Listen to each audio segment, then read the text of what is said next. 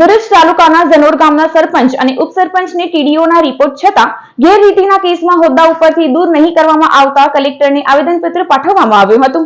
જનોર ગામના આગેવાનો અને ગ્રામજનોએ ભરૂચ જિલ્લા કલેક્ટર કચેરી ખાતે એક આવેદનપત્ર પાઠવ્યું હતું, જેમાં જણાવ્યા અનુસાર 15મા નાણાં પંચની ગ્રાન્ટના કામોમાં ગેરરીતિ આચરાઈ હતી।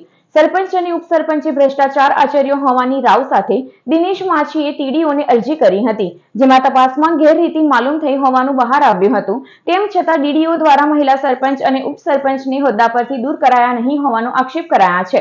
બંને પંચાયત ધારા હેઠળ હોદ્દા પરથી દૂર કરવા આજે કલેક્ટરને આવેદનપત્ર આપી રજૂઆત કરાઈ હતી। સાથે મહિલા સરપંચ મંજુલાબેનના પતિ બાબર વસાવા પંચાયતનો વહીવટ ચલાવતા હોય અને ધાકધમકી આપતા હોય તેઓ સામે કાયદેસરની કાર્યવાહી કરી સભ્યપદેથી દૂર કરવાની માંગણી કરવામાં આવી છે। જનોર ગ્રામ પંચાયતમાં ભ્રષ્ટાચાર વિરોધ સરપંચ અને ડેપ્યુટી સરપંચ દ્વારા જે ઉચાપત કરેલી છે એ સમય અમે 9/4/2024ના રોજ તાલુકા વિકાસ અધિકારી સાહેબને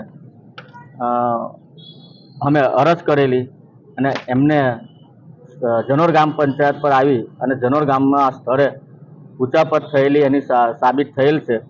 એનો રિપોર્ટ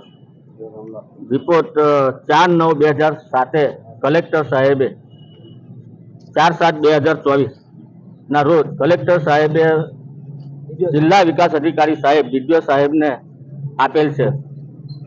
અત્યાર સુધીમાં અમારી સમય દરમિયાન આ 3 મહિના જિલ્લા વિકાસ અધિકારી સાહેબના થઈ ગયેલા છે, છતાંય આ સરપંચ અને ડેપ્યુટી સરપંચ પર કોઈ કાર્યવાહી કરતા નથી।